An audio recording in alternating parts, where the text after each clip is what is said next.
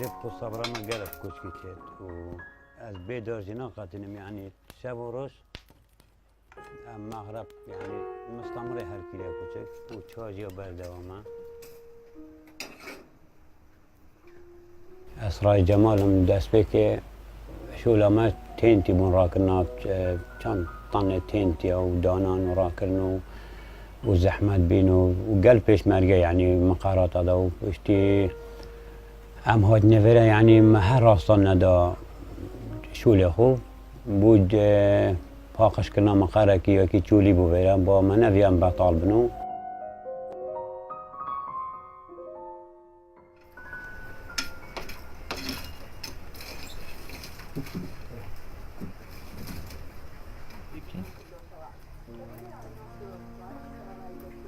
هر برک منطقه که ما اینای عندك منطقه زاخو ما اینای عندك منطقه نوبروار یا سیاره ما اینای و اولی وکی مرمری اوه مقاماتی آبی اینای قاماتی جسریانه تحیلا و بودانانوی جی هر جبل ما دانای يعني وكي تشاو مثلا مجيلاتي وزاوخ يعني اگر تزاوخ نبت شد بتوصى جاني نت غرفة كي آن در و بجمعينة سريجي بقي مكنش كيف بس تقف زحمته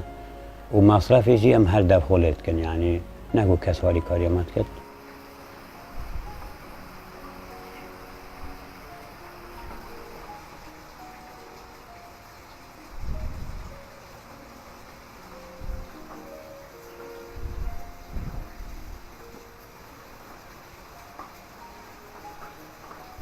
ام پیشمرگه حوالت جنگه هنا و ام به يعني اف تشتناقتين به دار و بر و حيوانات و وكي كوا يعني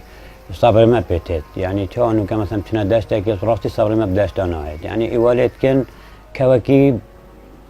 وكي مثلا گندكي لبكن تيجي شولي ما هذا صبر ما بيتت وديلو كما هذا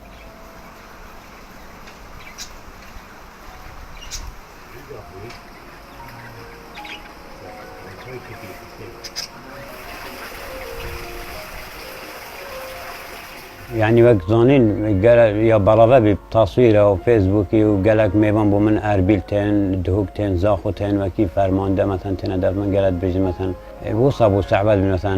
مجتن جبيني كادتو كان جيفيرنا قلبي ام مثلا مدفد جهته بخو بايرن